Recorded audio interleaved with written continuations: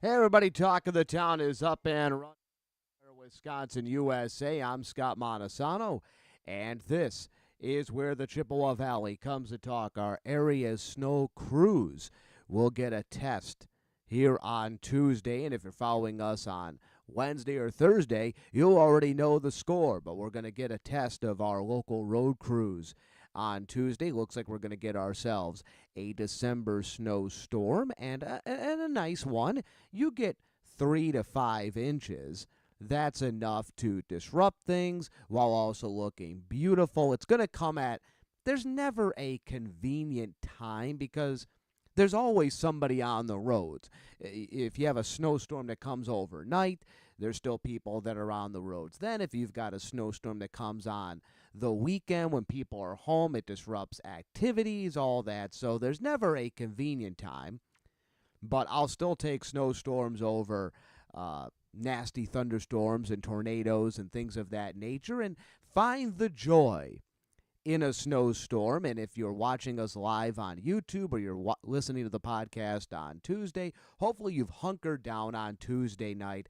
A lot of activities on Tuesday night have been postponed. And the reality of it is, if you've got something going on that has not been postponed, there's a class or something. I know, for instance, youth hockey never postpones. Even our friend Heather at Embark and Dose of Dog, they don't really postpone classes all that often. But unless you're really out a lot of money, stay home tonight. I know the Pablo Center's got something going on tonight. If you can get downtown, go, but don't force things if you don't have to, and you do have some snow. There is no reward. I was saying this to a couple people earlier. When it comes to snowstorms, could you get from point A to point B, especially in town, when you've only got 3 or 4 inches of snow? Absolutely. Especially if you're going to be in town. You go slow and you should be fine. But it's not a matter of, is there going to be some type of major incident or your danger or anything like that.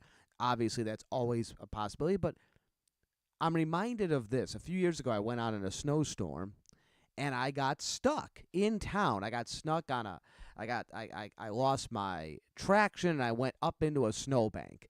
I was fine. The car was fine, but there I was stranded on a snowbank, and I needed other people to come in and help shovel me out and what have you. So that's what I say. Is it worth it in the end? We were going to have a broadcast, by the way, with ourselves and our friends at 93.5, our first high school basketball broadcast of the year on Tuesday night, but that has been postponed. We were going to have North against Hudson in boys basketball. That, like most events tonight, has been postponed. So our basketball debut this year, for our basketball debut now, is going to be Eau Claire Memorial against New Richmond in boys basketball on Thursday night. So Memorial against New Richmond on Thursday night here on ECHometownRadio.com and 93.5. Okay, things to get to today. Mention the Pablo Center, and I did want to start off with this because I just had a person, good buddy of mine, last week complain about the schedule at the Pablo Center. It kind of made a passive-aggressive comment about the Pablo Center. And said, there's nothing going on there. There's somebody that likes to go to shows at the Pablo and said, the schedule hasn't been that great. Hopefully they get better things. Obviously, we have a partnership with the Pablo Center. And I always quick to point out to people, when it comes to the Pablo Center, one, everything that an event space like that, it's naturally nichey. Everything's got a niche. And you yourself have to acknowledge what your own niches are. Very rarely are you going to see an event and go, absolutely, rarely is it going to be a bullseye. But you've got to find things that you like and maybe go, okay, I like comedy. I like plays. I like this. I like that. What do they have that falls into that genre that I like? Taylor Swift isn't walking through those doors. And we all know the open secret that she recorded once there, but you get the idea. She's not walking through those doors. Bruce Springsteen isn't playing the Pablo Center. But a solid group of performers have been coming through there. Some well known acts, some acts that are a little off the beaten path, and expand your own horizon a little bit. And to that end, there's times in which you might not find something you like. That's perfectly fine as well. It's their job at the Pablo to keep providing a wide range of things. And for the most part, they've done a pretty good job when I look at the calendar and go, all right, there's nothing this month that I like. There's nothing this month that I'm sure I'd go, but I really don't want to. But the next month or the month after, rarely are you going to go, I think, 2 or 3 months not finding something that you like. Brings me to this. I was all excited to go see Black Hawk, the country music band. Show got postponed due to one of the band members being sick. It's been rescheduled for Sunday, this upcoming Sunday. Can't go. Now I can't go. All right, my schedule changed. I can't go now. Stinks. I'm pounding my fist on the table. I can't go see Black Hawk. But I get excited today because Pablo dropped a new set of shows that are coming. And a couple of them flew right over my head. Remember, stuff that flies over my head may go right into your heat zone. Maybe a bullseye for you, and things that fly over your head are a bullseye for me. Couple of things there. But they announced that coming in March is the comedian Whitney Cummings. And Whitney Cummings is a big-time get. Is she one of the hottest comedians? Now, no, she's not. I'd start throwing some names out there, but you might not know who I'm talking about either. She's not at the pinnacle right now of comedians, but she's right there. And if you were to line up, a big swath of who are the big name stand-up comedians, she's right there. She has had her own TV show for a while. She has written and produced TV shows. She has had a lot of stand-up specials. She is a major comedian that has reached the pinnacle of the career. That is a major comedian coming through. She works Blue. She's part of that group of comedians, female comedians, in maybe about 20 years ago that just like the guys, they'd get a little bit blue. Well, I like blue humor. You might not like it blue, but she'll work Blue. Will Whitney Cummings. Definitely not a family-friendly comedian. There's other comedians for that. But she's got a big following and all that. So I'm like, all right, Whitney Cummings is coming to town. I got to go see that, okay? That'll be a good... Comedy has proven to be one of the best ticket sellers in Eau Claire. It's what people buy tickets for, and I'm very much into that sphere. I'm all excited. Well, she's coming in March. All right, I'm a little worried because I've got a very busy March. She's coming on a Friday. Ooh, Fridays tend not to be good for Scotty. But as long as it's not a Chippewa Steel game, I can kind of schedule around it. All right, it's March. She's coming on March 6th. And I immediately pound my fist on the table because I go, son of a bitch, I can't go. And you want to know why I can't go? Because my family and I were going to be in Florida at Walt Disney World. Son of a bitch. So I cannot go see Whitney Cummings.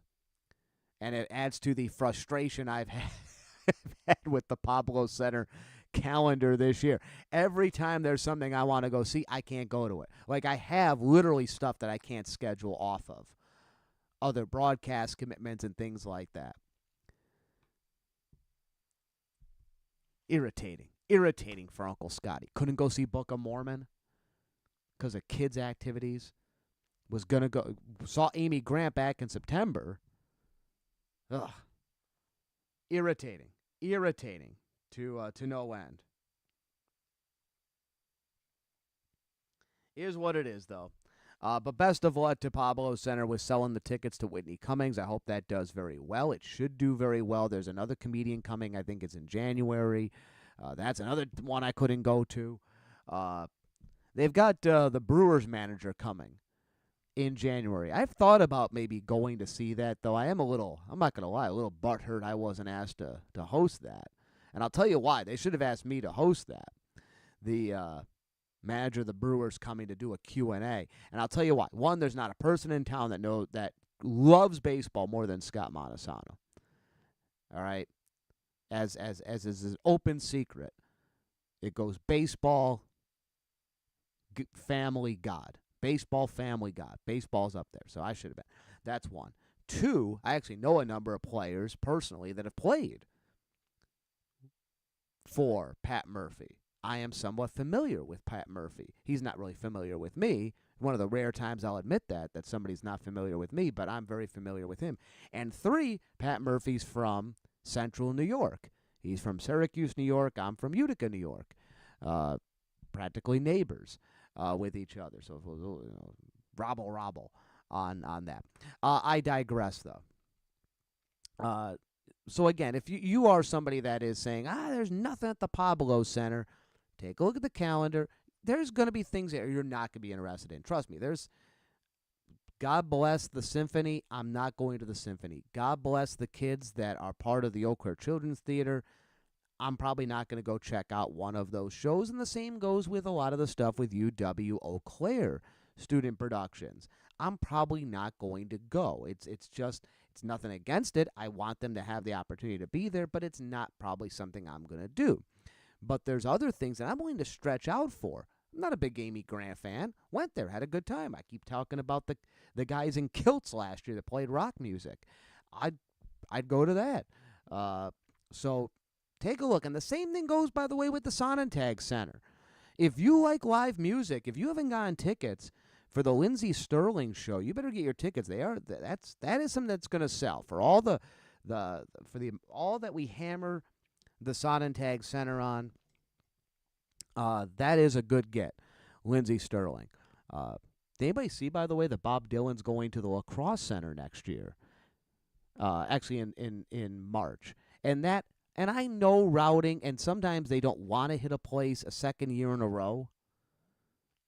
But that's some tours do not want to go back to a spot. Some tours are more than happy to go back to a spot. So I wonder if Sonnentag had a shot to get Bob Dylan again and missed out and lost out to the Lacrosse Center. I hope it was a matter that we did not have. I'm not a big Bob Dylan fan, but the Sonnentag Center in a head-to-head competition better not lose anything to the Lacrosse Center.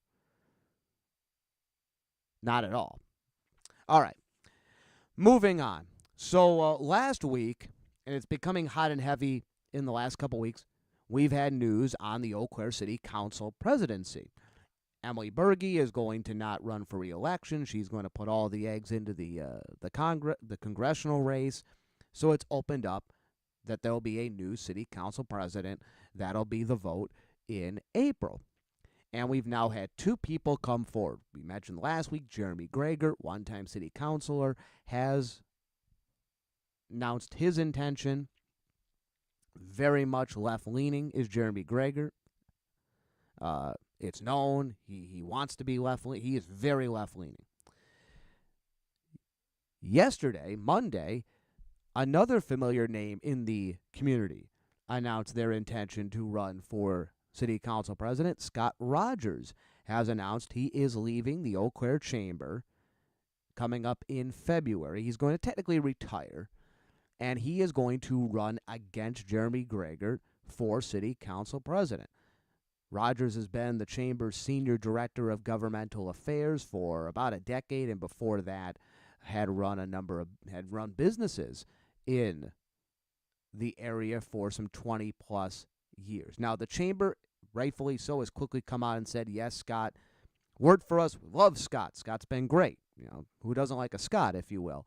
But the Chamber has stated it won't take sides. The Chamber does not officially endorse anybody. The Chamber will endorse policies based on what its membership wants, but it will not endorse candidates or take sides in a race. So they want to be, and I give the Chamber credit for being out front with that. Yes, Scott works with us and all that, but he's not going to necessarily get our resources to try to win this seat. It's a separation of church and state, if you will, as has always been the policy of the Chamber. Regardless,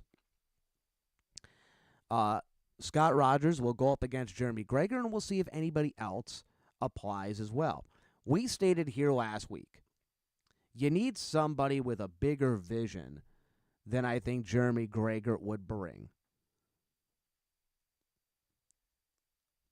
Scott would be that. Is he the best option? Well, out of the two, absolutely yes, 10 out of 10 times. We will see if another throws the hat in the ring. Right now, it's like getting off the interstate when looking for a bite to eat. Jeremy is that clean but no-name convenience store that you're like, I'm good. I don't necessarily need that. Scott is a quick trip. All right? You're hungry. It's got the hot food case. It'll do well. All right? But you before you pull into the quick trip, you just want to take a look around the corner. Is there a Jersey Mike's or a Chick-fil-A or a Wendy's anywhere just before I go into the quick trip? The quick trip will get the job done. But let's see if there's something else. I don't want to make the pick too soon. But Jeremy Greger very much always had a small agenda when he was with the city council. It was he was part of the 3rd Ward, which was perfectly fine for that, but heavily invested into environmental issues, heavily invested into the housing crisis, the homeless crisis. Not that that's a bad thing to be invested in, but it was very narrow focused, was Jeremy Greger. Whereas Scott Rogers, one, has the experiences of a business person, but maybe more importantly than anything, in his role with the Chamber of Commerce, has worked and had to deal with issues across, well, with the whole city limits and have the whole city in mind. And the thought process being beyond just whatever maybe an agenda somebody might have, an agenda they want to push. Now, everyone's got an agenda, if you will, but Scott Rogers, I think, has the potential to be somebody who his agenda is the community as a whole, not far-reaching ideology that he wants to try to implement within the community. It'll be interesting to see the race and how it shakes out and see if somebody else runs. But you do have two contrasting people, two contrasting ways of doing it, two contrasting ideologies. And in the case of Jeremy Greger, the other thing that I think will be key to see as we get through this campaigning in the new year is how do they view the role of the presidency? Because remember, the presidency is the highest form of office somebody in Eau Claire can vote for, because you don't have a mayor and all that. The way people have operated the presidency, and it's not necessarily been a bad way. Terry Well was the first one to really reestablish this, and then Emily Berge, for the most part, was this as well, in which the presidency was viewed no different than the presidency is for the Kiwanis or the Lions Club, kind of a facilitator of the meetings, not necessarily an agenda setter, not always right out there in front. Remember, if there's something going on with the city, typically it's Dave Solberg who's talking, the deputy city manager, because the city council is too stupid to give him the city manager role, but now he has everything still thrown on his plate. But that's another argument for another day. How do Jeremy and Scott view this? Do they view it as, hey, the president can very well take on even more of an active leadership role? Utilize the presidency with a little bit more of a bully pulpit, or do they want to keep it the same way? It'll be interesting to see how that all plays out, and does Jeremy Greger expand what his sort of his reach can be. Scott Rogers, what truly are some of his ideas for bettering the community? What really would be some of his focuses? Obviously, he's got the experience with businesses and working with the governmental affairs, but beyond that, too, he still has to reach out.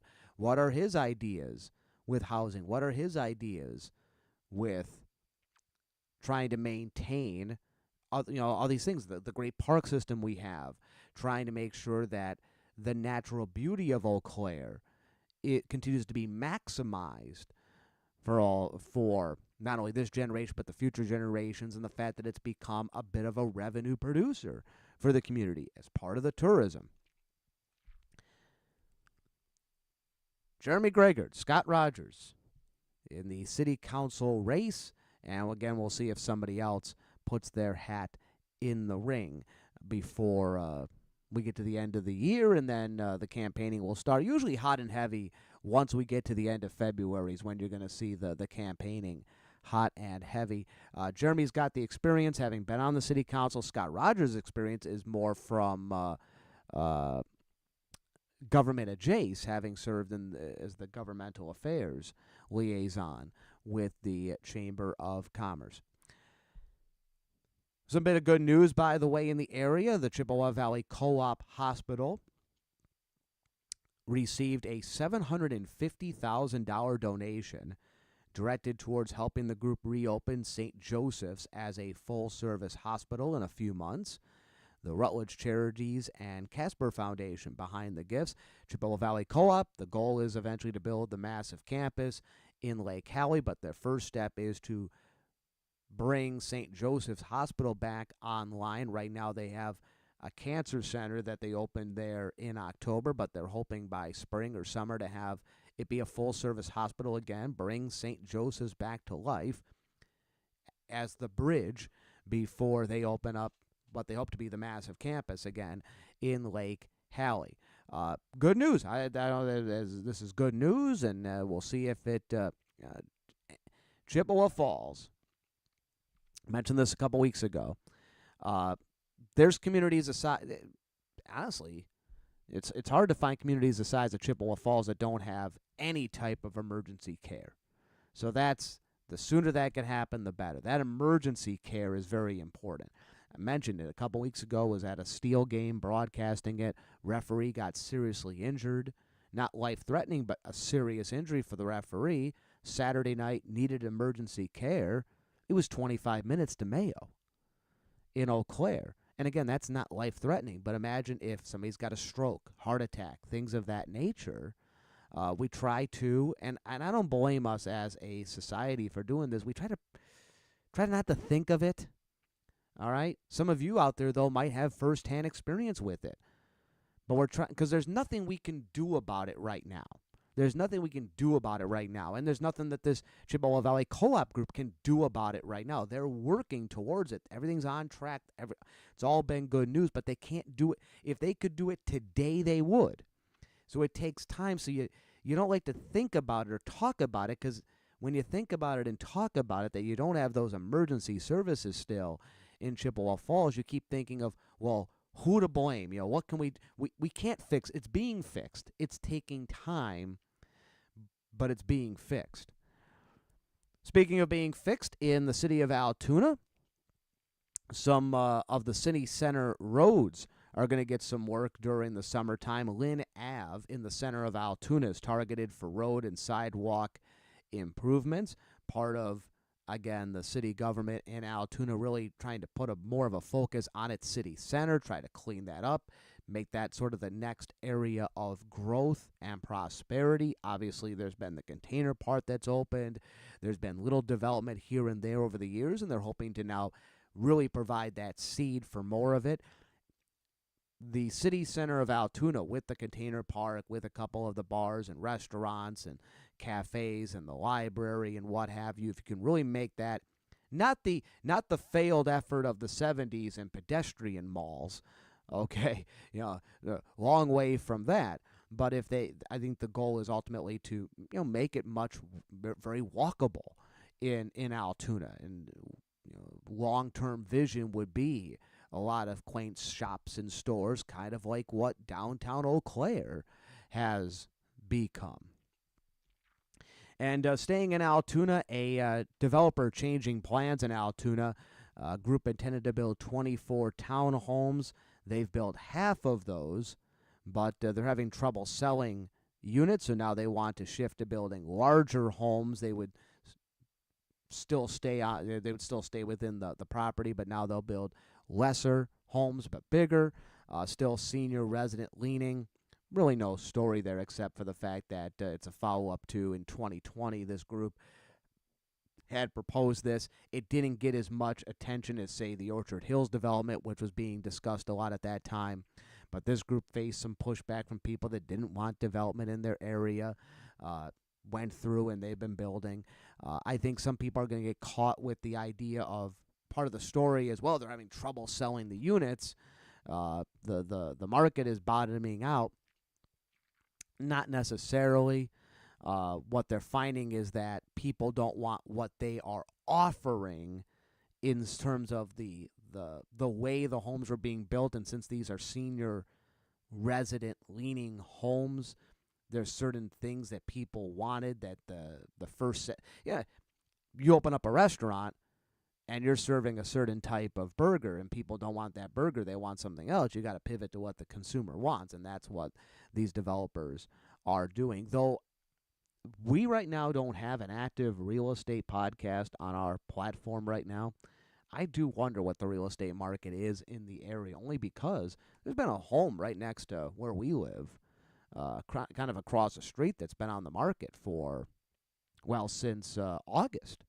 Been on the market. And it's a good home built in the 70s and obviously priced higher than you would think, but not egregiously higher. And surprised, stunned, it still has not sold. Makes you kind of wonder. Makes you kind of actually don't even see a lot of people visiting the house. Could also just be a really bad real estate group, but does make you wonder a little bit about the housing situation in the area. The realization is there's a generation coming up through, folks, that does not. Home ownership is something they dream of, but it's not something that they even feel is a legitimate goal. Much like, hey, you and I maybe think of something that you wouldn't mind having, but you've got your goals. You've got your goals that are right there on the horizon, and then you got the goals that you kind of think of, but you can't even see. They're beyond the horizon. For me, it'd be an RV or a big in-ground pool. Those are things I'd love to have. Those are things but they're not even goals of mine. But they're things, hey, I wouldn't mind having. They're not far-fetched dreams, but they're things that I'm not really even working towards. That's sadly how a lot of people under the age of 30 are now looking at home ownership. But that's another that's a topic beyond the local sphere that you can talk amongst yourselves. We save this for the local talk, and we're back with you on Thursday with more local talk then. On behalf of everyone who made this podcast possible, I'm Scott Montesano, saying there's a great, big, beautiful tomorrow shining at the end of every day. Make sure to take advantage of it, and until next time, so long, everybody.